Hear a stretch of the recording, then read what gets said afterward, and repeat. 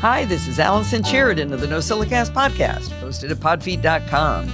Technology podcast with an ever so slight Apple bias. Today is Sunday, January 26, 2025, and this is show number 1029. Well, we're going to kick in with a CES interview, and this first one we're going to play, it's kind of a bougie pick. It's about a home charger system to help you handle multiple electric vehicles across multiple homes. If you can get past the idea of having a summer home with a spare Tesla, the concept is actually pretty cool.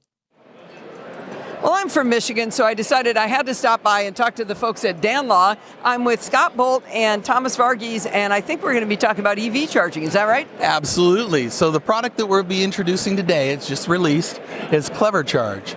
Now, CleverCharge is a level 2 charger, but what makes it unique is the Clever Key. So charger, I don't know if any of us said it yet. We're talking about electric vehicle charging. We're talking about electric vehicle charging here.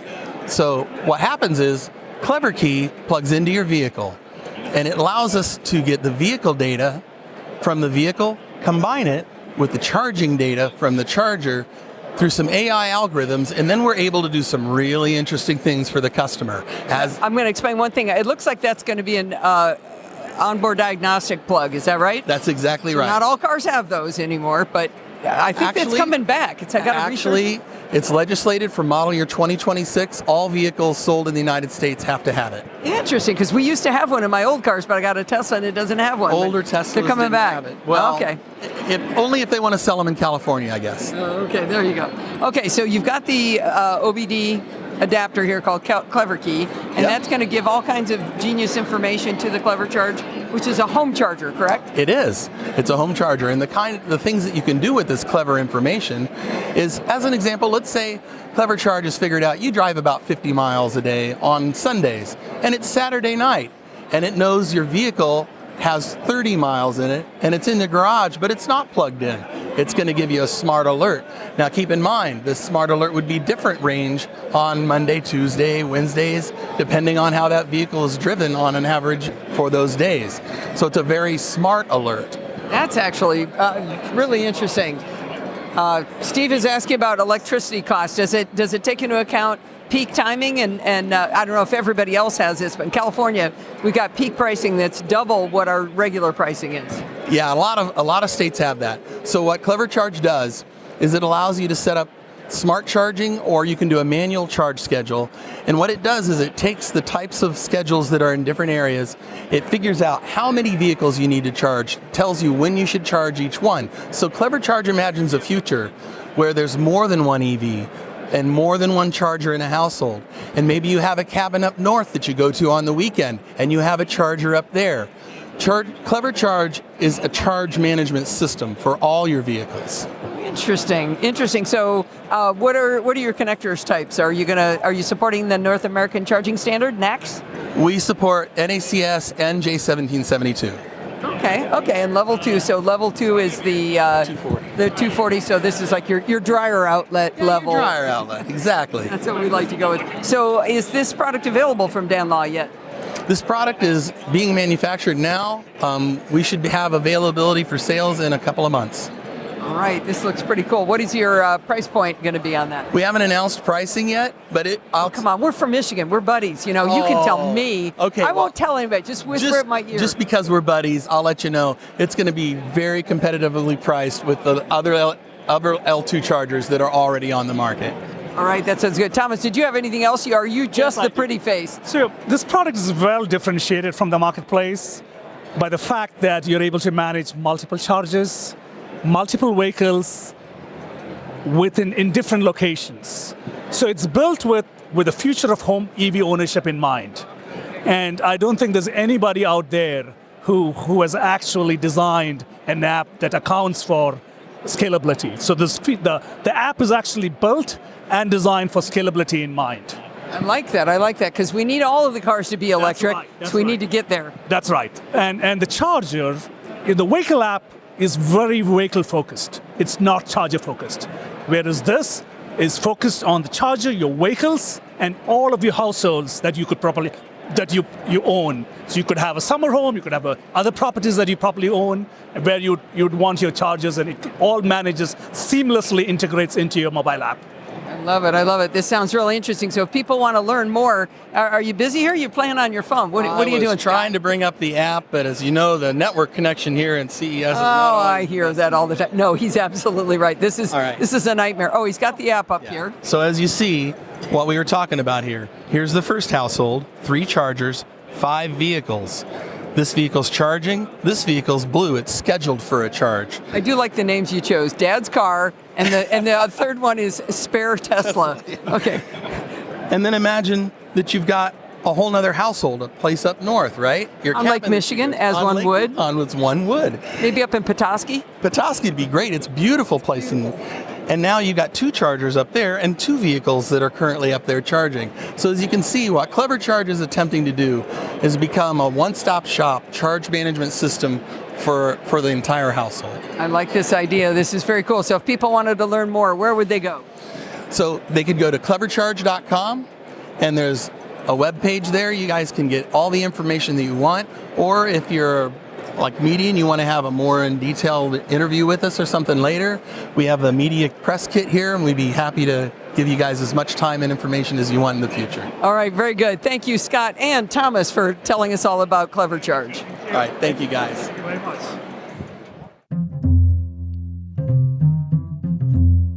All right, we've got another CES interview, and this is going to be kind of a dual thing. So first, you're going to hear a company called Torras talking about their iPhone cases. I'm not sure how to pronounce it. Torras. Anyway, they're going to talk about their iPhone cases and some other things. And then in the second half, you're going to hear me talking about the iPhone case that I bought from Torras because I was so impressed with this interview. For a long time, I've been using a ring on the back of my phone to hold on to it to make it more grippy when I'm walking and I want to fool around with my phone. But I've always been intrigued by cases that have a built-in ring for doing that. So I've stopped by the Torras booth, and I'm talking to Jason Wang of Torras. Yeah. Hi, nice to meet you guys. I'm a designer of Torras. I'm going to show you guys the phone case. Great. Yeah. And we're going to be doing audio podcast as well as video, so describe it as much as you can. Yeah, sure. Great. So what we are doing, I can show you the one I'm using. So you can see, the first thing you can see the air bubble here. So it's a very good protection for a phone, but in a very light way. And then we have a really good grip on the side. And then in the middle, we have a ring here. You can see it from the outside, but when you open it, actually it's a well-engineered, very precise structure here. So what's nice about having a ring on the back of your phone, for people who don't understand the problem to be solved, is one is dropping it, but also to have a way to prop it up. Yeah, to hold it. I can just hold it like this one. So I can just walk it and I can have a secure grip. But you can also use it to prop it up, because one of the things I was looking for was I like to turn it 90 degrees to stand it, and then I like it the other way, so this rotates as well. Yeah, you can rotate and stand up to almost 90 degrees. Well, that's nicer than what I've got, I'm telling you. So if you want to take a selfie, and then we can very easily to do it, like this one. Yeah. Oh, very good. And then you can do it like a landscape way. So I can stand, show it in this way. So it's very stable. Yeah. You see, and so this is a pretty thin and light case, but like you say, it's got the bubbles on the corner for protection, which I need because I do drop my phone. And what do you do for the? Oh, you've got a camera control. A cutaway for camera control. I think actually the cutaway might work better than some of the other methods, so I think that's great. Actually, this is really another button here. This is not really a open hole. Oh, it isn't open. Okay, so what's that made out of for where the camera control button is? Yeah, it's actually a camera control here. Okay. Yeah. What is the button itself made out of? This is a multi-material. We have a silicone at the back, so it won't scratch your original button. Okay. And then we have a metal ring to reinforce the structure, and then we have a glass here for the best touch. Glass. Yeah. There we go. We are talking to the designer, so I knew he would know the answer to that question. Those are beautiful. How much are the Torras cases? We have a wide range. So we have like $20 to $60. It depends on the material and the structure and the design of the cases. Okay, so where would people go to find these cases? You can find us on Amazon, and then also on our official website. Yeah, Torras.com. It's Torras. Yep. So I'm really, I really like these, and I think that this might be something that I'm gonna switch to. I have a feeling because I've been looking at that. Oh, one of the things we didn't talk about is that with this you can actually still attach a power bank to it or other MagSafe devices, right? You could charge it, and you have you just happen to have a power bank right here. I'm sorry, battery. Battery, power bank, yeah. This is very thin. It's 5,000 mAh. So, and then we can simply attach on this one. So we have an ecosystem to work with the MagSafe. What's the speed on that? The speed for normal wireless charging is like 7.5 watt. Okay, so it's not Qi2, but it's... Yeah, it's not Qi2. We have a Qi2 actually. Oh, well, he's going to go get another one. He's got 15 watt. Yeah, it's a bit thicker, but it's got a like 10,000 mAh. Yeah. So, all right. Very good. Those are nice products. Uh-oh. Okay, you can just put it on this lady neck. Yeah, of course. Okay, they're doing something to me here. There you go. They have just put something around my neck. What is it? What is this? Oh, I'm getting cool underneath my hair there. Oh, that feels good. So what is this? I've got something on around my neck. It's a Coolify. We call it Coolify. So it's air conditioning on our neck. So in winter we can give you some warmth, but in summer we can give you some cool conditioning here. Oh, you do both heating and air conditioning. But he knew Both. I was going to be hot here today, right? Yeah, it's hot. There's all kinds of cool lights on this. Yeah, so if you always feel a bit cold, you can make it warm again. Yeah, so Very nice. Yeah, the back of my neck gets really hot because I have long hair. So it's like wearing a scarf all the time. yeah, and then we have the design to to prevent your hair to stuck into the hole. Yeah. So we have some detail for ladies. Yeah. Actually, that's really important because when I was a little girl, I got my hair caught in a fan, so I don't want to do that. So what is this product called again? Coolify. Cooler fan? Coolify. Coolify. Yeah, Coolify. Yeah. All right, and how much is this? Oh, you also got a wide range of this. So we got 7 different prices. Yeah, but I don't really remember it. Sorry about that. Okay, yeah. but can we find that also at Torras.com? Yeah, on Amazon and also on Torras. Yeah. All right. Is there anything else you need to show me here? Yeah, one more thing. Oh, yeah. Let's take this off. Let me help because you. it's actually kind of loud. Here, let's put the mic near it. It's okay? Yeah, that's good. Oh, I feel good now. That was great. I'm like all refreshed. Yeah, and then one more product is this power bank. So I always forget to bring my bring my cable when I go travel. So this is how we work on it. So he's got a power bank that's how big is this power bank? Also 10,000 mAh. And he just pulled a flat cable USB-C cable out of it. Flat cable. Yeah. So I can just simply plug it onto my phone, and then I can plug it here. Yeah. And then I just put it in my pocket. I can work it and use my phone without heavy.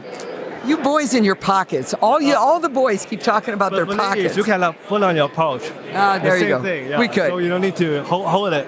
It's quite heavy actually, the battery. Yeah. That's actually a really nice design. I like that. And it seems to be going in and out quite repeatedly. Yeah. It's not getting tangled or anything. We have some tests. We have to make sure you can use this like 5,000 times without any damage. How many times? 5,000. Holy cow. I've got an iron I bought that has a retractable cable, and it worked once. Oh, once. Okay. The second time I tried to use it, it got stuck like a foot short. Oh, or not 6 inches short. It's impossible for Torras because we have to test it, so it's go back easily, smoothly. Jason is pulling this in and out and in and out. He loves this design, right? Yeah, we love those design because we want to really change people's life, with some detail, some differentiation from the market. You can't find this on the market. This is what original design from Torras. Yeah. Good. I like that you're proud of the work you're doing here because it's clear a lot of thought has gone into making this be what it needs to be for the market. Yeah. Thank you very much, Jason. This is great. So Torras.com, Torras.com, and also on Amazon. Yeah, thank you so much.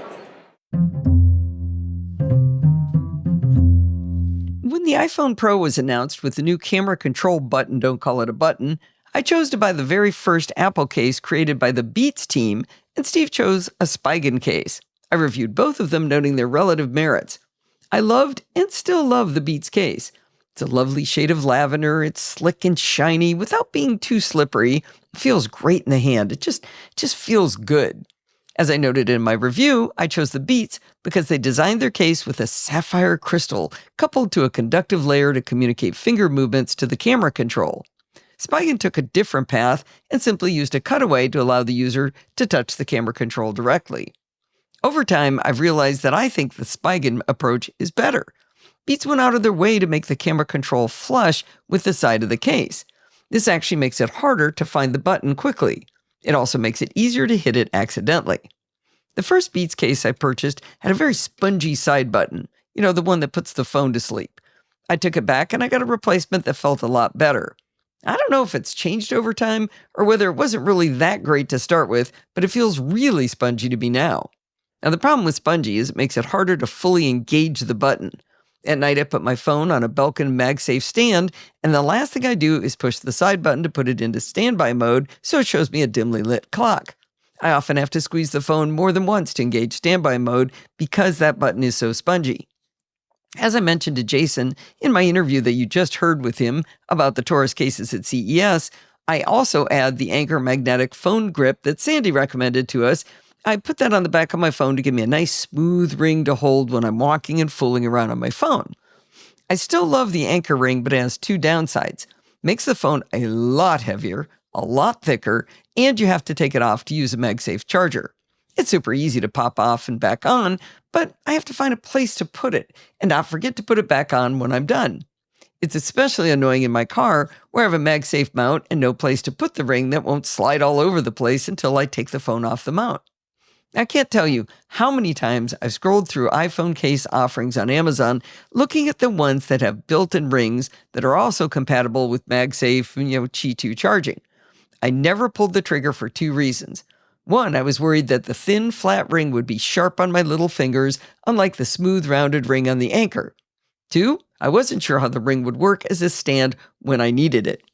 Now, the Anker ring is not a great stand by any means because it doesn't tilt the phone very much, maybe 20 to 30 degrees, but it's okay.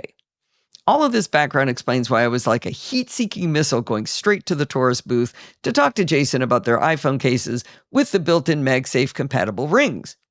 In the interview with Jason, I was really struck by the care and pride he took in the designs. There's so many fly-by-night iPhone case manufacturers on Amazon, it's kind of hard to separate out the ones that take this seriously. It also gave me a chance to feel the ring and play with it and feel how it rotates. Not all of the Torras cases have rotating rings, and not all of them rotate the same way, which was really important to understand. I'm sure you can see where this is going. Of course, I bought a Torras case, and I love it. Took a bit of poking around on Amazon to find the exact one I wanted, but the Torras 360-degree spin stand for iPhone 16 Pro case is my new love. I bought the violet color, and it was not cheap at $46 on Amazon. Even if this case hadn't solved the ring problem for me, it has a delightfully clicky side button. I didn't realize just how much the spongy button on the Beats case was bothering me until I had the satisfying click every time I needed it. But the ring is delightful. Like I said, it's not as smooth as the Anker to be sure, but it's not anywhere near as annoying as I was worried it might be. The circle formed by the ring is much larger than the Anker. I've had to change how I hold it a bit and find the right rotation point to keep it solidly in my grip while walking. The ring flips out from the top, and you do kind of have to use a fingernail to get under it. Once it's flipped open, the ring rotates around the bottom point of the circle. It clicks firmly into position at 90-degree increments, which means you have a solid position to use as a stand. So let's listen. Whoops, one of those was me just tapping the microphone. Let's do that again. So you can hear it and you know exactly when you've hit that 90-degree point. Now, the Torras 360-degree spin stand does a much better job as a stand than the Anker ring. It can actually stand the phone up vertically, which would let you use it like a mini tripod for taking photos or recording videos of yourself. On the Amazon page, they say they tested it for 30,000 rotations. Having met Jason, I believe it. I have to say that just being able to pop it right onto the MagSafe charger at my desk or the one at my bedside and the one in my car without fooling around with a separate ring is an absolute delight. I didn't realize how much I was accepting as a compromise with the Anker ring. So far, it's got a great ring, it works as a stand, and it lets me charge with less hassle. But there's one more huge difference that delights me, and that's the weight. The Torras 360-degree spin stand case by itself weighs 46 grams. The Beats case by itself weighs 31 grams.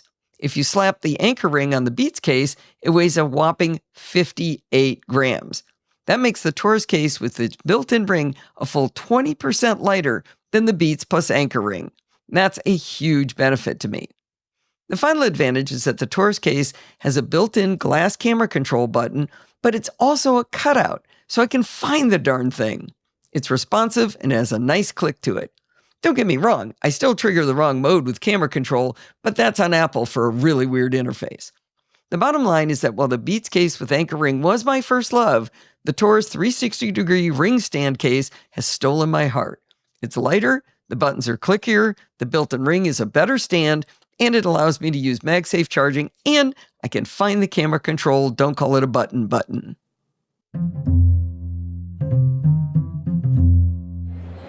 Everybody I know swears by Lutron Caséta switches, and the thing they all say is that these are the most rock-solid switches that they're not fiddly, is what everybody says about it. So I'm here with Melissa Andresco from Lutron to talk about the Caséta switches, but also a new fancy product she wants to tell us about. That's correct, and thank you for the kind words. Lutron has been in business since 1961. Oh. Yeah, so long time we've been in the... Almost as old as me. So we have been doing this a very long time, and you say people are raving about it. Quality is the utmost, forefront concern for us. So we like to think that our products are bulletproof, they work as expected, and it's all about listening to what our customers need, which takes us to Caséta. So Lutron has been in the dimmer business since 1961, and in 2014, we realized that consumers needed an easy way to automate their dimmers, their lights in their house. And so Caséta was born really as a DIY lighting control system that's got various points of control.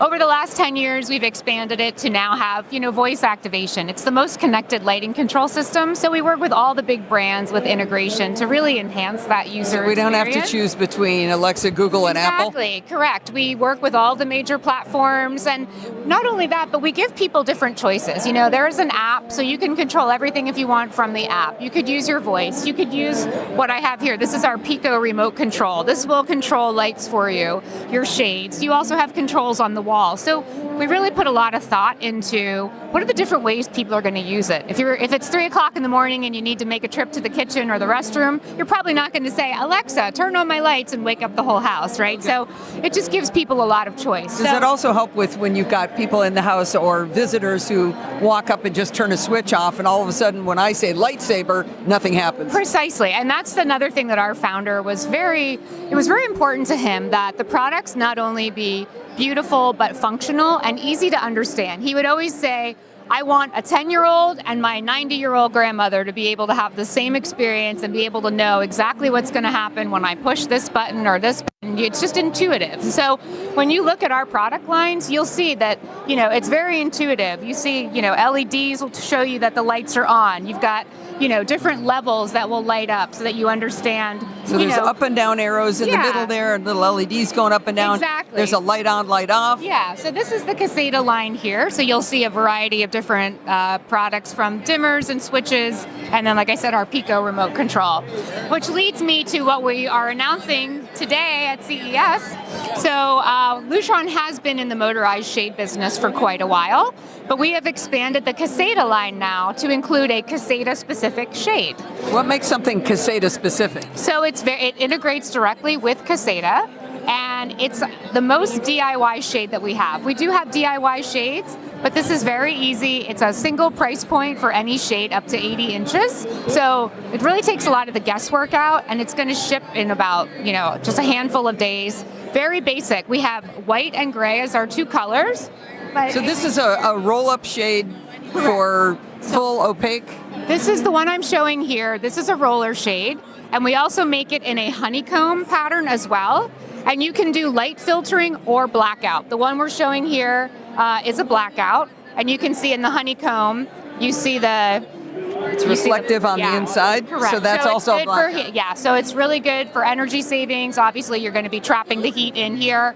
So yeah, we're super excited. It's just another way to keep that Caséta name out there and to keep people, motorized shades have really taken off in the last decade in terms People do love them, yeah. People do, and they solve problems. I mean, people, I've been with the company for 26 years, and when we first came out with shades, it was very much a product for the higher end homes, right? And now, when you have a shade that starts at $399, oh wow! All of a sudden, that window in the family room becomes a great candidate for a shade to make that TV movie viewing experience. Oh, now I know better. who wants one. So, Steve wants one of those. Steve wants a shade. Yeah, he does. So when you were first saying DIY, I was kind of like, oh, that sounds hard. What you mean is you can do it yourself. You don't have to pay a professional to come in and make these additions. Exactly. Right. So we make it very easy to understand how to measure, how to install. We do, we estimate it takes people about 20 minutes to do that first shade, and after that, it probably goes down in increments of about 5 minutes. So I've put many up myself. I've done inside mount like you see here. I've done ones that mount above the window. And again, very simple. We've got a great tutorial for people to understand how to measure. Help is a phone call away if you need to understand, am I doing this right, or video chat, whatever. So I assume it's all controllable with your smart devices as well. So it is a Caséta shade, so it is it operates in the Caséta system. But yeah, it is brand new today, and it'll start shipping in February. This is fantastic. I'm very excited. I really got to get going on for the sure. Lutron Caséta stuff. I got to do it. Thank you very much. Thank you. Where people would find these? Yeah, so you can start at Lutron.com, or you can go to CasétaWireless.com. But Lutron.com is your best. That's a little easier to spell. Yeah, Lutron. Lutron. You got it. All right. Thank you very much. Thank you. Well, I have to say, I was really intrigued by the Caséta-specific shade that she was talking about, and I would love to get something like that, but unfortunately, we have vertical blinds. It's kind of funny. Many, many years ago, it's got to be 8-10 years ago at CES, we found someone who had a semi-smart driver for vertical blinds. And we have it in our front room. Steve bought one of them and set it up. It's not smart. It just knows what time it is. And at a certain time of day, it closes the curtains. And at a certain time of day, it opens them. And it doesn't do anything else, but it makes him so happy that he doesn't have to go over and close and open those. So this thing actually grabs hold of the little chain and drags it. And it's got a little motor where it pulls it around. So it does the job. Definitely not in the category of smart. There's no automation going on with it. Kind of wish that I could buy the Caséta smart shades, but I guess I'll have to do some other Caséta stuff. This week, I went to the Buy Me a Coffee website and I withdrew the great Podfeet fortune that has been amassing there. That's where the moolah goes when you go to podfeet.com/donate. It's so nice that there's an easy way now for you to be able to just drop in a few dollars to my panhandle with a credit card or with Apple Pay whenever you feel inspired. Every little bit helps, so if you hear anything fun or amazing or instructive today, consider being one of the cool kids and sending in a donation. Again, it's just podfeet.com/donate.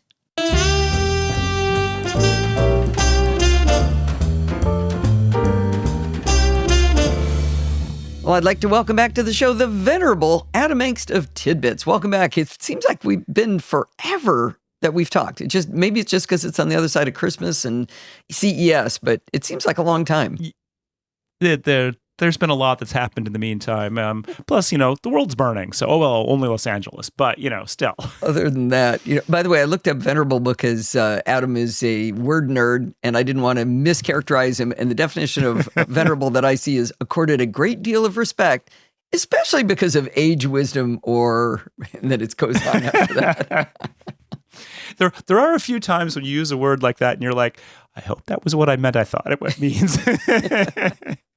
Exactly. Well, a lot of events have been going on lately that bring to the foreground the awareness of how important it is to have a good backup strategy. And you've written an article about some things that have happened in the Mac community about backups, and you've also done a survey of your users, and then also Los Angeles is burning. So between those three things, I think we have a nice little structure to go through here. But why don't you start with what triggered thinking about backups now for you? Yeah. So Apple, just before the holidays, Apple released macOS Sequoia 15.2. And this was a big release with all the more Apple Intelligence features, blah, blah, blah.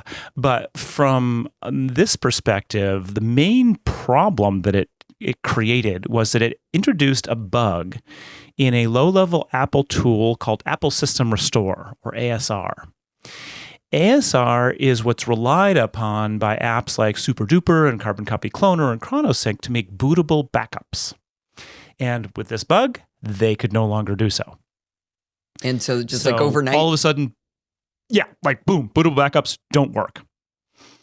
And this was like completely out of the hands of the developers because they literally have to hand off to ASR for the making of the bootable backup. And this like everything else, this really gets back to Apple's emphasis on security, because we are now in a world where every Mac is running from assigned system volume. So macOS, it's this incredible. Howard Oakley has this. He's figured out how it all works, and it's like, it loads all the information from your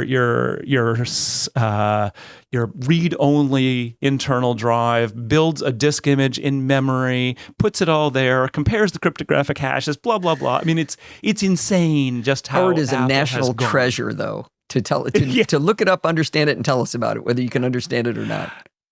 Yeah. And so, but the practical upshot of this is that when you start copying the system around, you open up all sorts of possibilities for security vulnerabilities. And so that's why Apple says basically, no, you can't do it to developers. You have to use ASR. Okay. And so they've done that. And this has been true for a couple of years now. I do want to, I'm going to break in real quick just to make sure everybody's caught with us. A bootable backup means you have a perfect clone that if your internal drive were to fail, you could boot off of that, depending on what Apple's security says about what you can do there, but you would be back up and running as though nothing had changed. A normal backup would just be your files, maybe your applications, depending on how you choose to do it, but not, and even your system settings and things, but not booting from that drive. You would still need to install macOS and then add everything back in. Yeah, absolutely. And yeah, there's a lot of ifs, ands, and buts surrounding the bootable duplicate as well, bootable backup. But to get back to this, so this bug basically breaks the bootability of backups. So all of these apps, Carbon Copy Cloner, SuperDuper, ChronoSync, can still make complete backups of all your data. Which you could then use Migration Assistant if you say your drive fails. We have to talk more about what drive fails means. But you could reinstall macOS, and then is part of Migration Assistant when you're setting it up, bring all your data back from the backup, or Time Machine also makes a very similar kind of backup for use with Migration Assistant. And so from Apple's perspective, that's really sort of the primary way you want to come back up after something has gone bad, or when you're moving from one machine to another. So we shouldn't be worrying our pretty little heads about trying to do all this fancy pants stuff to save us more time. They've given us the one true way to do it. That's the belief. I mean, Apple, of course, doesn't ever really come out and say this super explicitly. And the three developers, Mike Bombich of Carbon Copy Cloner, Dave Nanian of SuperDuper, and Dee Proney of ChronoSync, I've talked to all of them or read stuff they've written online. And they all have slightly different views about the future of bootable backups. Okay. The Mike Bombich, posted a big blog post where he related some of his several year ago discussions with Apple when this whole thing started. I don't know if you remember, but when Apple moved to the assigned system volume, and there was one step before that as well that was sort of interim security. That's when all this broke, and Apple had to come up with this new method. And so for a while, bootable backups were broken then too. Well, that's why I was surprised when this story broke, and Dave Nanian is the one who really brought it to the foreground. When I saw it, I was like, but I thought they were already gone, because I use Carbon Copy Cloner, and Mike Bombich has kind of washed his hands of the idea. Yeah, and he still has it. I mean, it's in there as a legacy. I think they call it legacy bootable backups or something like that. Part of the difference comes with the difference between Intel and Apple Silicon. That's one of the aspects, as well as the security side of it. But so Mike Bombich, he's pretty down on it. His opinion is that he's keeping bootable backups around in Carbon Copy Cloner as a service for those still running Intel-based Macs. And yes, it might work for Apple Silicon Macs, but he feels that Apple has said that the writing is on the wall for this to be deprecated in the future. So Dave Nanian, don't stand on that banana peel. Right.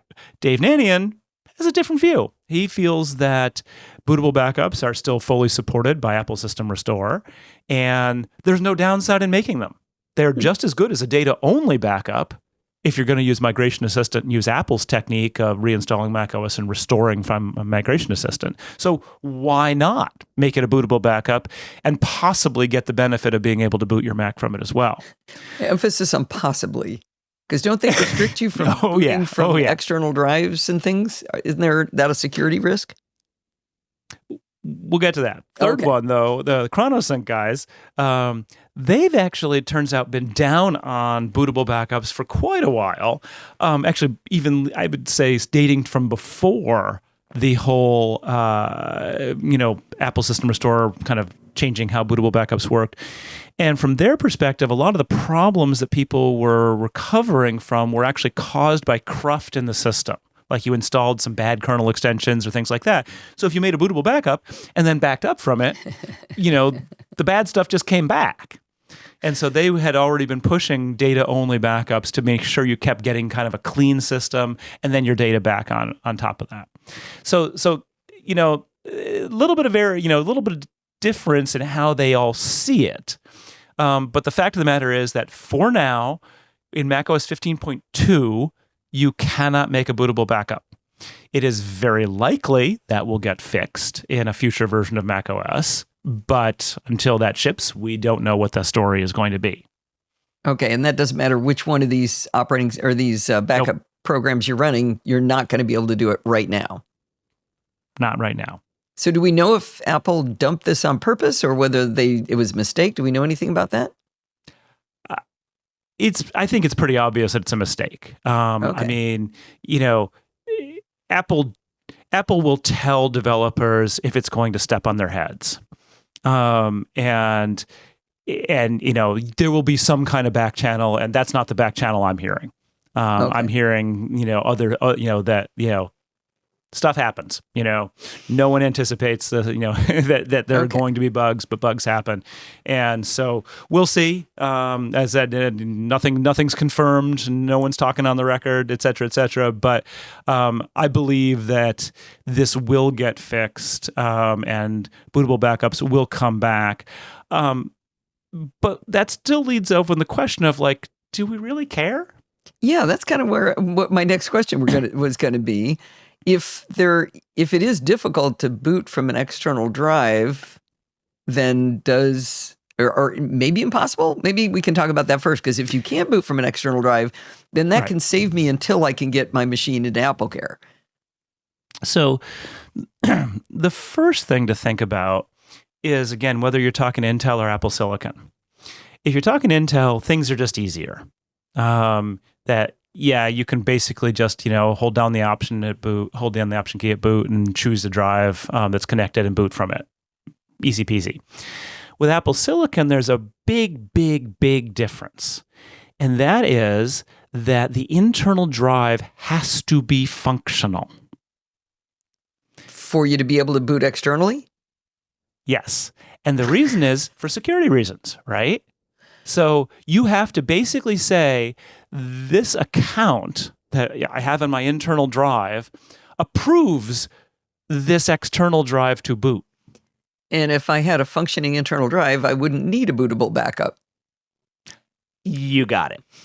And and plus, keep in mind, the structure of a modern M series Mac, the disk structure is actually pretty complicated. There's multiple I don't even know what to call them necessarily. They're APFS volumes or partitions or things like that. I'm a little hazy on the exact specifics, but the idea is there's multiple fail safes of macOS recovery where you can go, okay, something's happened to like a portion of your internal storage, but the rest of it is still fine. So we can boot into macOS recovery and reinstall macOS. So that's possible. Right. And there's actually 2 levels of that macOS recovery if you need to download, one entirely from the internet, things like that. So it's wildly complicated behind the scenes, but the practical upshot is that if the internal storage goes, your Mac's dead. Just dead. There's no point in this bootable backup. No, not going to work. And you're sending it back to Apple. Simple as that. Right. And so now you could argue, and just one of the, there's definitely an argument here that your bootable backup could boot another Mac. Okay. So you could, you say you have an M1 MacBook Air and you have an M4 Mac Mini. Your M4 Mac Mini somehow dies, and you could take your bootable backup from that and boot your M1 MacBook Air and be up and running very quickly. In theory. Well, that's an interesting idea because the other Mac is fine. In theory. I don't have the hardware to test this in any significant way, for one. And for two, in fact, in my situation, I have a 27-inch Intel Mac. Mm-hmm. So you definitely cannot boot a bootable backup from an Intel Mac onto an Apple Silicon Mac. They aren't going to match. Yeah. Vice versa. So if you're switching Intel to Apple Silicon, worthless. I mean, you could only stay within your platform. Right. All that said, I've for a very long time been dubious about booting one Mac from another when you're changing the Mac type.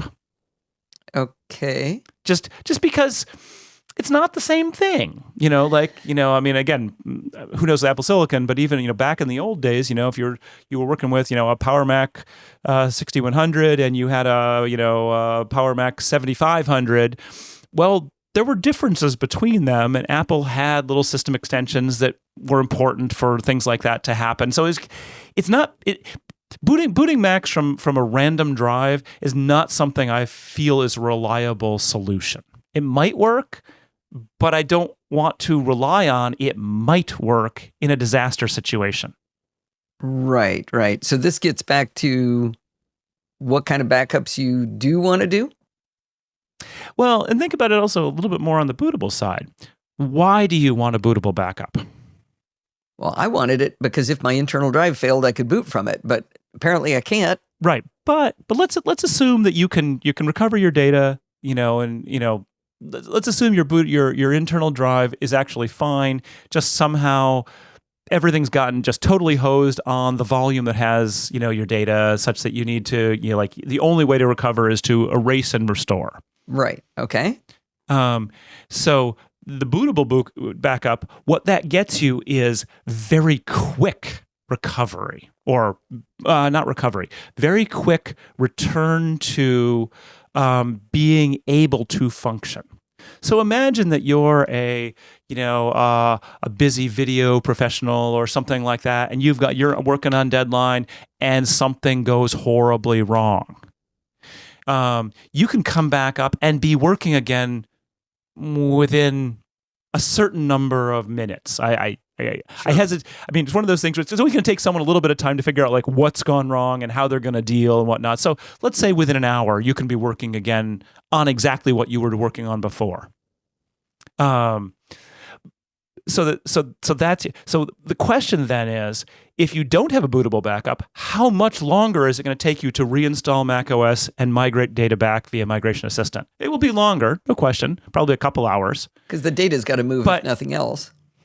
Right, data's got to move. And you're going to have to do that at some point anyway. Keep in mind, if you work from a bootable backup, that's stopgap. But it can be on your schedule. That's getting you up and running. It can be on your schedule. So you have this delivery due Friday, you can finish, and then Saturday is the day that you choose to move your data. You better do it right now. That's the value of the bootable backup. Okay. Now, I would argue that there's enough ifs, ands, and buts surrounding this bootable duplicate that it is, if you are such an important, busy professional, a better approach would be to have a second Mac. And the simple reason for that is that what happens if your storage actually does fail, or you drop your MacBook on the ground and break it? Right. Like, you're not booting anything. It's just dead. So that's an expensive backup drive, though. He's talking, okay, I need another couple $1,000s to back this up. It is and it isn't, though, because you probably have multiple Macs around if you are a professional, in the sense of you have probably upgraded from a previous one. Mm-hmm.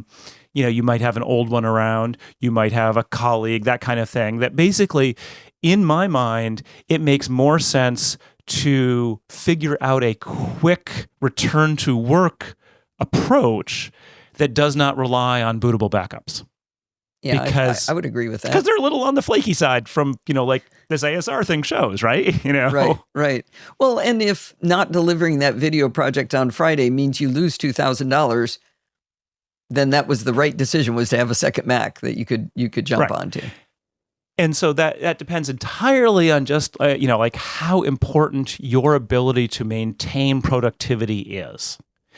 A whole lot of us, yeah, it would be nice, but really it's not the end of the world, right? I think most people I talk to that are not you and me tell me, they go, Allison, I don't really install that much stuff. I had a friend of mine who's like, definitely depends on video for making his living. And he's just like, no, I don't do what you do. I mean, I install things constantly, installed software before I started talking to you today. It's just constant. And so reconfiguring a system is a huge deal to me, to get it back to where I was with all the weird stuff. And I'm the one with the cruft that the Chronosync people are talking about. And that's, so there's a little bit of that, and then the other thing that I think has changed in the last, 5-10 years is cloud storage. Mm-hmm. It used to be, and it's still true, that Dropbox is not a backup. iCloud Drive is not a backup. It just isn't. Don't think of it as a backup. However, you can think of it as a way of returning to work more quickly. Right. So in my situation, for instance, I have this 27-inch iMac and my M1 MacBook Air, and I use iCloud Drive to sync desktop and documents folders. So most of the file-based work I do, I keep on my desktop while I'm working on it. Screenshots for articles, things like that. And iCloud Drive at this point works pretty well for that. So, within 30 seconds or less, pretty much every time the files are on the other machine. And, Dropbox, Google Drive, they all work similarly. Mm-hmm. And so if you are working in one of these situations, or you're like, the other thing I do is I'm doing all my writing in online word processors now, Google Drive, Lex, things like that. So I can go to my other machine and pick up within seconds. Admittedly, that's also partly because I use Arc, which syncs what I'm doing on the web as well. But basically, my machines are always in sync with data and function, so that I can actually flip back and forth between them. So I'm actually completely I would be unhappy if a machine died, don't get me wrong, but it would not actually impact my productivity at all. Now, I don't use online word processors, but I choose my text editor applications based on, do they sync through iCloud? Because if they do, then I can also type on my iPad. So at any point in time, I'm writing in all, on two different Macs and on my iPad. And if I need to get to a file, I can often get to it on my phone if I have to. And Apple Files with iCloud and the other services really brings that. Today, I printed to PDF from Apple Mail on my iPad to my Synology using the Files app, because it turns out you can mount an SMB share. So having that connectivity that way, you don't necessarily have to do online word processors to do that, but that makes it even easier. In some ways, it's exactly the same thing at just a slightly different level of the data. The data is constantly moving back and forth via and it's not an online cloud service, as opposed to being stored in a single place in the cloud for Google Drive or Lex or whatever. Now, I want to make sure we don't stay focused. You keep saying Lex. What is Lex? So I've started using this new AI-based word processor, online word processor called Lex.page. And what's fascinating about it is that it's basically like Google Docs, not quite as good as Google Docs, unsurprisingly, because Google Docs is extremely mature. But you get a sidebar where you can just talk to an AI, and then do a whole lot of stuff where you're talking to it about what you're writing. So I know Adam Engst well enough to know that he's not letting it write for him, but it's a research tool. Research or editing, evaluation, having it point out things that I might not have thought of, grammar checking, that kind of stuff. Okay. Does it work in grammar Markdown? checking? No, it's just a word processor. So I mean, it's just like any other online word processor with very simple styles. Okay. The reason I ask about Markdown is because it is a plain text version. Yeah, I mean, and you it's could actually probably write Markdown in it, but it's actually hard to get Markdown out of Google Docs, which is one of the reasons I don't use it. Is you have to like put a plugin in order to extract I don't know it. about that. Okay. I've long moved away from Markdown. I just find it irritating. So Interesting. Okay. All right. So I've derailed you as you were saying that, but that again, this is a way of having synced files. You can still screw up and delete it. So not a backup. And of course, to be clear, like online stuff is not itself backed up necessarily. So yes, Google or Apple or Dropbox could lose your data.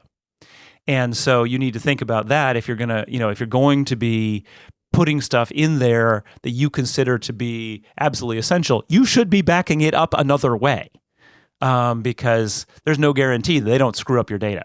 And you could lose access to it. Something goes wrong with your account, you get hacked, something like that, you could lose it. Right. And part of the reason why I'm not perturbed about like Google Docs and Lex and things like that for what I'm writing is that everything I write is ephemeral.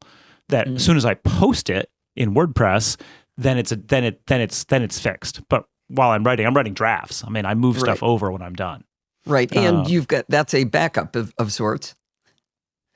It exists in essence. online. I mean, there's lots of Archive.org. I could never really recreate tidbits from my word processor files, but there are backups of my website as well, and there's the Internet Archive and blah blah blah. So there's lots of ways you can think about backups. But so what all this triggered was me saying, well, gee, how many people are still relying on bootable backups? And I didn't want to just ask a simple question like that because people want to tell you about their backup strategies. Let me tell you, they have their strategy, and wow, are they right? So the poll I did basically said, which of these backup methods would you be able to use to recover your data and get back to work? Let me break in and make an ad for Adam because he's just far too humble to do this himself. If you go to talk.tidbits.com, if you go to make a comment on anything on Tidbits, it takes you into this forum, and it's a terrific community where lots of discussion goes on. I find all kinds of fantastic information in there. And that's where you did a poll. Yeah, Discourse, the web software we use on the back end for Tidbits Talk, is wonderful and has this polling capability built in. And so, people can vote in the poll and then go tell you all about why they voted the way it did and how my poll is not quite right for their situation. I already have my list, by the way, to talk to you about as soon as you're done talking about everybody. See? The one, and not unreasonably, the problem is Discourse. Once you've set a poll and there's gotten votes, you can't change the text of the poll without losing all the votes. Okay, right, which makes sense. But I was like, okay, fine. So the various things that I came up with were do you use versioned backups? So versioned backups where you're getting like every time the backup runs, you get a new version of files that have changed since the previous one. Time Machine is the most obvious example of that. Right. And so that's like that was what I expected to be the primary answer, and indeed was correct. I mean, Time Machine is a good system, and Apple has done a pretty good job with Time Machine. People have issues with it, but on the whole, it works and people use it. And there's a few other ways of doing version backups that are less common, but people do use. Nightly, I said nightly duplicates. I like to use the word duplicate rather than backup, just because lots of things are a backup, but a duplicate means literally my drive cloned or replicated at a point in time. Right, as opposed to, well, both can be true. You can have a duplicate that is also a version backup. Because I answered yes to both of those. Yeah, Carbon Copy Cloner can do a little bit of that. That's exactly what I was thinking about. So I do Carbon Copy Cloner, and all of a sudden one day I was like, oh man, I really should do Time Machine because I wanted that older file. Oh, look, Carbon Copy Cloner's been doing that for me. Yeah. So I mean, right. So again, and that's partly why I tried to make it about the backups rather than the apps. Yeah. Yeah. So you could legitimately say, yes, I have versioned and I have duplicates within a single program. So the other thing one of the mistakes that I made was saying nightly duplicates in the text because we went back and forth and that people are like, oh well, I do mine weekly. I'm like, well, that's silly. Why do you do that? Or no, I do mine during the day. Oh yeah, then there's the manual ones. I'm like, okay, fine. So the reason why I wrote nightly and the reason why I'm dubious of the weekly or the monthly or the whenever I feel like it manually. The manual ones, you don't even get to be in this. Go ahead and answer none. I don't make any backups if you're going to say that. So yeah, manual backups, just so people understand, the problem with them is, and this is sort of the problem with weekly and monthly as well for many people, is that you need to take yourself out of the equation. 100%. There cannot be room for human error. Yeah. And so every time you, the manual backups are like, oh, well, I forgot, or I was sick, or I was traveling, or whatever. Like the problem is like you can't not have a backup because you failed to do something. Computers do this for us. That's why we have them. And so they should back themselves up. Approach to this because I agree with you 100%. I mean, it's like saying, ask me how many drinks I have each night. I think it's one number and I bet it's another number, right? Because we're so good at fooling ourselves. How much do I weigh? Absolutely. Go look at my driver's license to find out. There's a good joke. We lie to ourselves all the time. And so you're lying to yourself if you say you're going to do it. Or I drive a backup drive to my mom's house. Yeah, you probably do. How often? Yep. Yeah. Yeah, so that's, and we'll get to that too. But so the weekly and the monthly are sort of the same problem because, well, are you plugging in the drive weekly or monthly? Yeah. Or is it always plugged in? And if it's always plugged in, why aren't you just updating the damn thing every night? No reason not to, yeah. If it's monthly, that's a case of someone who says they're plugging it in. Right. And they probably are sometimes. And it's a little bit of the same thing with people who insist, Time Machine, the way Time Machine works is it backs up every hour, saves backups for the hourly for 24 hours, saves the daily for 7 days, saves the weekly for a month. And it's always keeping one. But some people are like, oh, I don't want Time Machine backing up all the time. I'm going to reschedule it with utilities not written by Apple for this.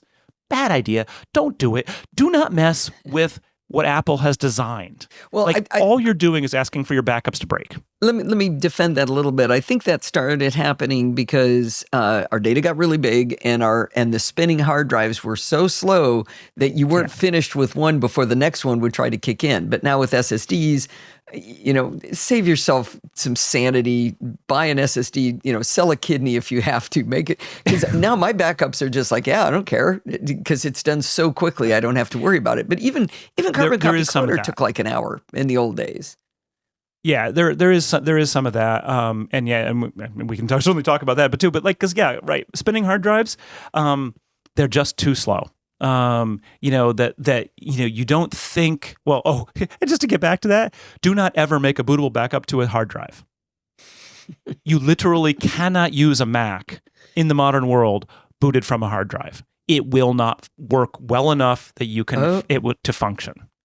Well, you won't live long enough for it to boot up. We know that. It's just so slow. Oh, I do want to make a correction on something we've been saying. We've been calling it Carbon Copy Cloner, and Mike Bombich renamed it CCC Backup because of this clone thing. So it's actually called CCC Backup. If you look at it in the menu bar, it says Carbon Copy Cloner, but he calls it CCC Backup. Why did he do that? I haven't heard that. Well, I'll double check that. I believe that's true. Yeah. So basically, the try not to mess with systems. Like you want them to be as simple and complete as possible. So it's the same thing. Some people are like, oh, I want to select exactly what to back up. You don't. You will make a mistake. You want to take yourself out of the equation, back everything up. Drive space is cheap. Even SSDs, really not very expensive at this point. There's no kidneys involved at this point. I mean, you can buy a couple of terabytes SSD for a couple $100. The other advantage of SSDs for backup drives is you don't have to listen to them. Yeah, they're silent. I have a couple of hard drives for archive data here at my systems, and I turn them on every 2 weeks so that they can back up via Backblaze. And I'm like, oh, that's annoying. I have to listen to damn things for a couple hours. When the house catches on fire too. Yeah. Those SSDs really nice. I think you're right. By the way, so I think it is still called Carbon Copy Cloner. I heard wrong. Thank you for doubting me. It's a problem with branding, and once you've stuck yourself with a name, you got it forever. Mm-hmm. But the internet backups, actually, I also another ones I should have changed. I wrote internet backups in my poll, and I should have said offsite backups. Yeah. And the problem was I wanted to be specific because I personally think that offsite physical backups are too dangerous. What do you mean by physical backups? You mean like physical drive backups, literally taking the drive to your mother's house. Okay. And too dangerous simply because, again, you're putting yourself in the equation. And are you really going to remember to move the drive every day, week, month, whatever your schedule is that's sufficient? And it just feels to me like backups. SneakerNet, yeah. I think SneakerNet backups are a bad idea. Yeah. I mean, obviously, they're better than nothing. Sure. But, they are not as good as something that happens all the time. So I like Backblaze. It backs up all the time. I pay no attention to it. It also does versioning. Always backing up. It also does versioning. And you pay a little extra for a limited amount for 30 days. Yeah. I want to say they increased that, but you can buy more. But I thought I'll look it up. I thought I remembered thinking, I got to get around to paying for that. I really do want more versioning, and then finding out that they did. But. You can pay for a year or pay for unlimited. I forget which. But yeah, it's 30 days by default. I'm not too perturbed about that. No, personally. Sorry. This time I'm right. Yes. Personal backup for $99 a year now has 1 year version history. Oh, okay. 1 year version history. Okay, so it's improved. Cool. That's really good. I have not been. Yeah, it is. I wasn't too perturbed about the 30 days because after 30 days, I'm not going to usually go back to a version. Sure. I mean, I want the file back, but nothing's changed in that 30 days where I'm like, oh, wow, the one that was 31 days, that's the one I want. The other thing about but a year's Backblaze, better than 30 days, fine. Yeah. The other thing about Backblaze is it's really, really fast. I had on the order of I think it was 1.3 terabytes of data when I switched to them, and it was done in a couple of days. Or it was done in 16 hours. So it is a fire hose you can shove at that thing. So I was able to do a full test of how well it worked. And these guys I'm not advertising for them, but they will ship you a hard drive with your data if anything goes wrong, and they FedEx it overnight, and you send it back to them. It doesn't cost you anything. And my friend Pat Dangler tested it just to see what happened, and it worked exactly as they said. I mean, geez. And you have offsite access to your data. So you can log into Backblaze.com and see it and go to your file structure and get a file. I have nothing but wonderful things to say about Backblaze. And the other thing, the one thing to keep in mind about Backblaze, and you were talking about the data, someone posted, Ron Risley, posted how he was doing some kind of test to Amazon's Amazon S3 storage or something like that with some other backup app, and he did a test of a couple files, and they came back really slowly. And he thought that it was probably just related to finding those two files in the whole big system or anything like that.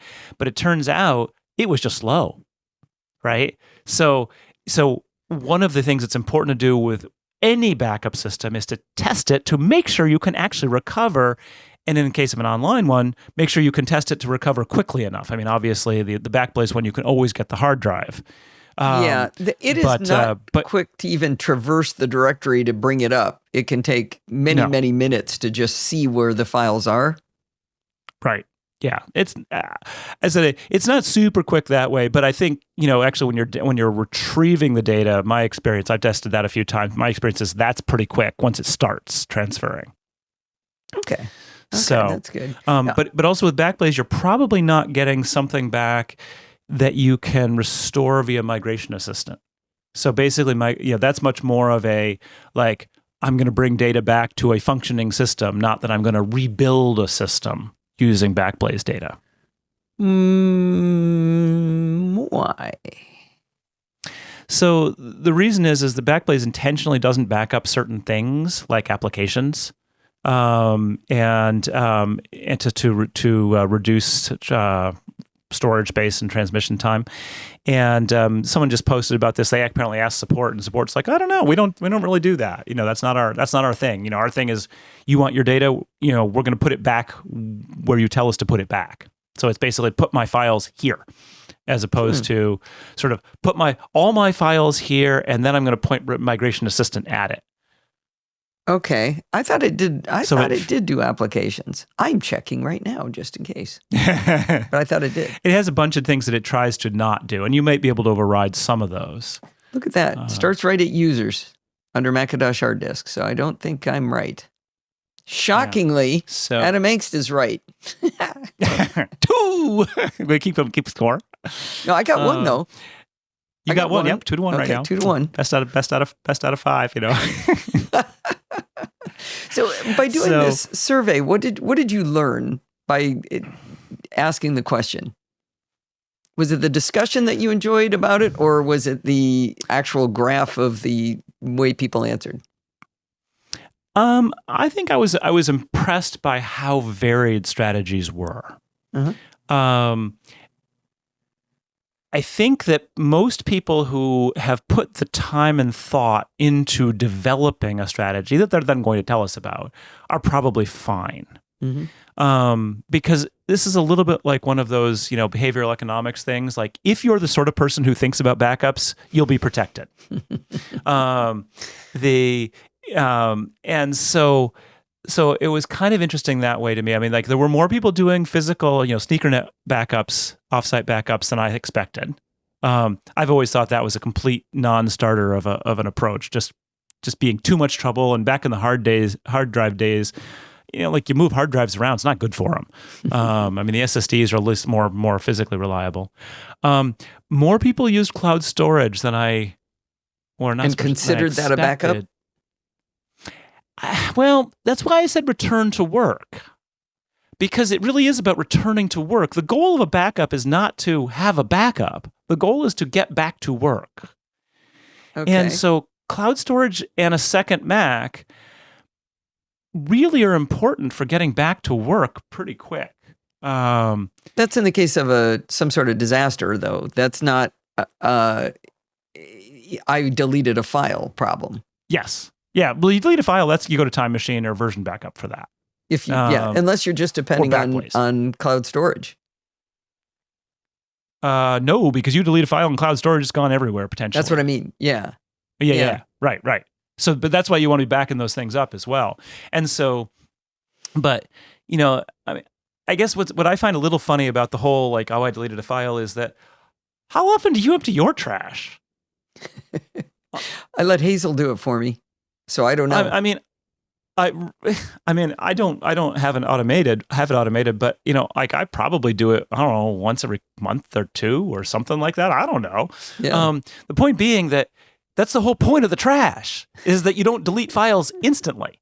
Now, to be fair, it's easy to overwrite a file, for instance, like with the, by using the name, or it's like it says replace and you said okay when you should have said cancel, that kind of thing. Mm-hmm. So it's possible to do this kind of stuff. But my experience of the version backups is that it's a little bit of, I don't know, just like thoughtful computer use just avoids the need for them. Right. I'm going to offer another solution that I don't know whether anybody answered. My father-in-law will be 90 in a couple of months, and he taught us something really interesting. He got a safe for keeping things safe, like his passport and all that, important paperwork and everything. But he made a point of figuring out that a regular fire safe is good to keep paper from burning. Yes. Adam, what temperature does paper burn at? 451. Yes, and we all know that. Fahrenheit 451 because of the book. So there are fire safes, but it turns out a hard drive or a thumb drive will burn at a much, much lower temperature. So his backup strategy, and he is the only person on earth I would ever say can do SneakerNet successfully. He changes a file on his desktop, he sticks in his thumb drive, he drags the entire directory over because he doesn't know you can do it a file at a time. He unplugs that thumb drive, he walks over and he sticks it in his safe. He does it every single time. So he has a daily backup that he keeps in his safe, and he's really, really good at that. But I thought it was an interesting idea that maybe you've got a frozen point in time that you want to put a drive into a safe. Make sure it's an electronics fire safe so it will not burn at a much lower temperature. Yeah, they also call them like data backup safes, I think, sometimes, when you're searching for them. It's one of my favorite things. The other one, of course, is the offsite is the safe deposit box. Yeah, but it turned out safe deposit box cost a lot of money. We had a little one. It was $80 a year, and for like $130, we got this safe. We've been making bank for the last 5 years because of this. And plus, when I need my passport, it's right there. When I need cash, it's right there. I'm not telling you where my safe is, by the way. But we can get to everything instantly now. It's a much better way to go. I assume it's perfectly hidden under the floorboard that you can't tell is actually removable and that kind of stuff. It's also bolted down so you can't get to it from the inside. So you could tear out the floor maybe, but that's about it. So one of the things actually worth mentioning, again, just I saw the PR come through, Drive Savers, the company that will restore data from thoroughly damaged storage devices, is providing free data recovery services for people affected by the Los Angeles wildfires. Oh, that's now, wonderful. They're pretty clear about how the heat of some of these wildfires is like rendering things completely unrecoverable. Yeah. But just in case. Just in case, like if something wasn't thoroughly damaged, if it's just a little melted looking on the outside, they might be able to get it back. So any event, just wanted to mention that because it's worthwhile. So I did actually, your father-in-law reminds me that I did actually ask about manual backups via the Finder, dragging files. Only 10% of the people who responded to the survey said they did that. I was a little surprised it was that high, honestly, because that might be additive. Remember, so I answered. True. 5 of the 6 options you gave me. So it doesn't mean I don't do one of them. The way you did the survey, it's hard to tell. It's hard to pull No way apart. to tell. Yeah. And so the main thing is that should not be your only way of backing up. You might have the file, like your novel or something like that. You're like, I want another copy of it on this thumb drive, which I'm going to carry in my pocket. Every day, that's how I'm going to make sure I've got it on my body at all times kind of thing, sure. Okay. That's fine. It's mainly important that it not be your only way of backing up because again, you are failable. That's got to be your tertiary or quadrutiary, if there's a word like that. One of the other things I did, we keep certain kinds of information on our Synology that we don't want in the cloud anywhere, financial data. And also, like, I back up all of my audio files from the podcast, and who cares? There's copies everywhere. I could retrieve all of that back. But I put, when I got a new Synology, I put my old Synology at my buddy Ron's house, who is in the same fire zone, same earthquake zone as us, but what are you going to do? And he's got a great connection, and I've run backups between the two of those. Yeah. So for that stuff that just isn't appropriate for that, I found yet another way to do it. And that's something you can do with other tools. I was very unhappy when CrashPlan sort of turned its back on the consumer market, because one of the things that CrashPlan had is you could have backup buddies, where you would just put a drive at each other's house, and CrashPlan would do backups to your drive at their house and vice versa. I thought that was absolutely brilliant and a great way to do stuff. Yeah, it would seem like maybe somebody like Backblaze could have that as if you pay for our service, then we will also let you back up to Adam's house. Yeah. Yeah, I mean, in CrashPlan, you had to pay for their service, but it was an alternative. But yeah, when they went enterprise only, that all went away. Yeah, I was very sad about so that. I was pleased to see that this was the correct answer. 0 people said, "I don't make any backups." I hope that's not self-selecting. Oh, it's totally self-selecting. That's the problem. What this says is Tidbits readers make backups. Tidbits readers who respond to surveys make backups. There you go. Tidbits readers who read articles about backups and answer surveys, none of them are not doing backups, right? Precisely. That said, I think there are unfortunately way too many people who do not make backups. It's as simple as that. I think Apple has made it so easy for us. Like, you plug anything into your Mac, it's going, hey, can I run a backup on that for you? Just in case, you'd have to be not paying any attention whatsoever to not notice that it could do it for you. But simultaneously, I mean, there's two things Apple does well. So the real Apple's better about the iPhones and iPads, right? You can do backups of those very easily, particularly if you have iCloud storage. You don't have to do anything; it just works. Once you're backing up to your iPhone or your iPad to your Mac, it's just fussier. Yes, it works and you can do it, but I would be curious actually how many people do one versus the other. But it feels to me like it's just seamless if you back up to iCloud. Yeah. But Apple has nothing like that. They don't have Time Machine for iCloud. Just think about how many more people would pay for iCloud storage if you could point Time Machine at iCloud. I don't think I have enough money to pay for iCloud storage for. I mean, I'm already back. Well, actually, no, that's not a true statement. Your photos are. That's where you've got your photos, and so that's most of my data. I pay for 2 terabytes, and it's $10 a month, they have, 8 and 12 terabyte plans now? Yeah, I ended up having to go up a branch because I convinced my whole family to back everything, put everything up in Documents and Desktop, except for Steve. Steve doesn't believe in it. He's got Backblaze, and he doesn't care that the stuff's not on his other Mac.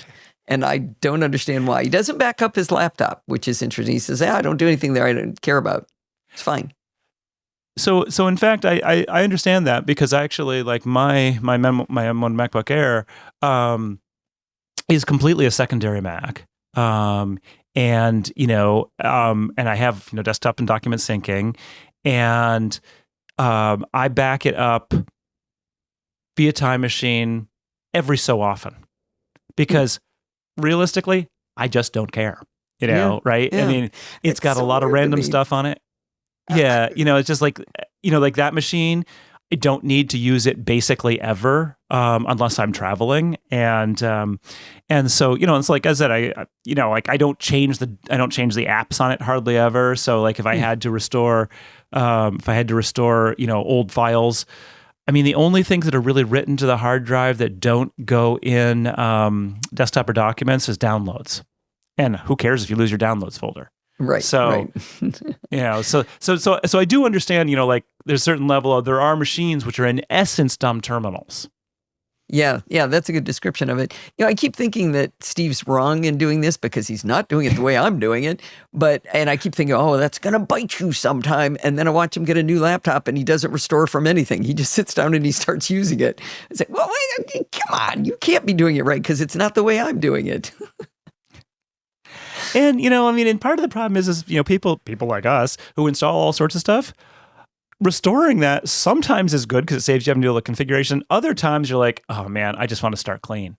Like I'll reinstall things because then, I know we've talked about this before. Like I have the list of stuff I need to reinstall. And realistically, I'll reinstall everything when I was like, oh, how come I don't have such and such? Oh, okay, let me reinstall that. So it's not the end of the world. I always say it's like cleaning out your closet, take everything out and put back what you actually use. Don't try to take out what you don't.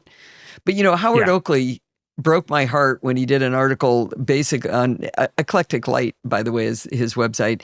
He did an article talking about how everyone who's still doing clean backups, a nuke and pave, he says, you're just wasting your time. You're not actually fixing anything. I think that's not true of the only put back what you actually use people, but in general, doing it from scratch, he says, you don't need to do that anymore. You're fine. Right. That's the sign system volume, right? Like it is immutable.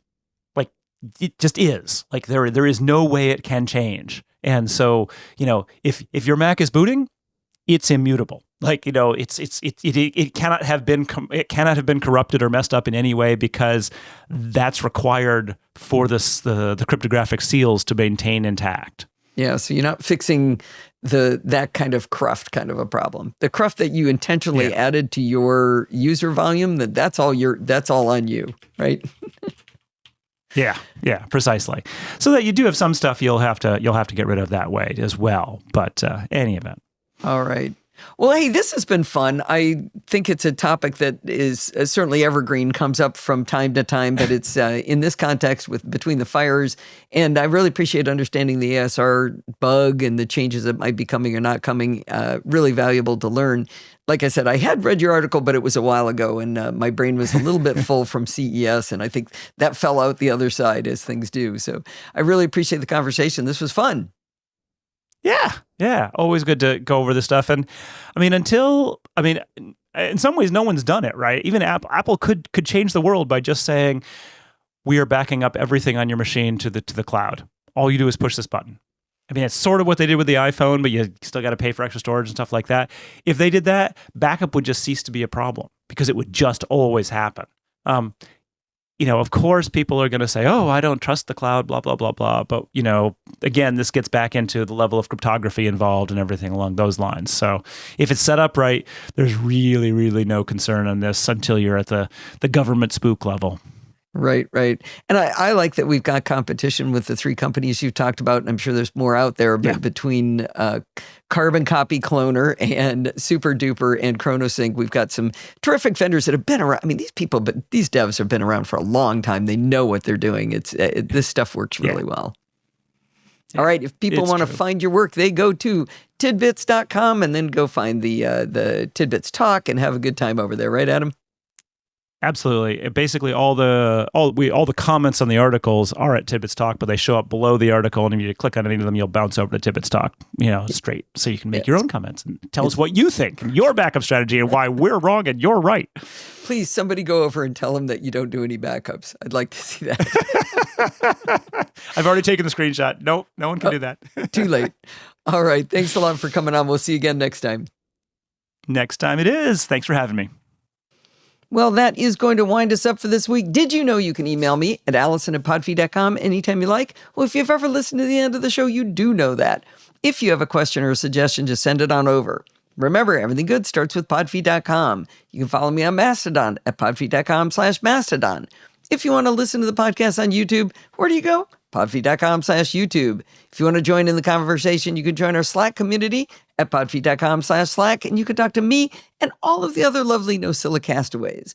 You can support the show at podfeed.com/Patreon or with a one-time donation at podfeed.com/donate with Apple Pay or any credit card. Or you can use podfeed.com/PayPal. And if you want to join in the fun of the live show, head on over to podfeed.com/live on Sunday nights at 5 p.m. Pacific time and join the friendly and enthusiastic No Silicastaways. If you did this week, you would have met our new dog, Kepler. Thanks for listening, and stay subscribed.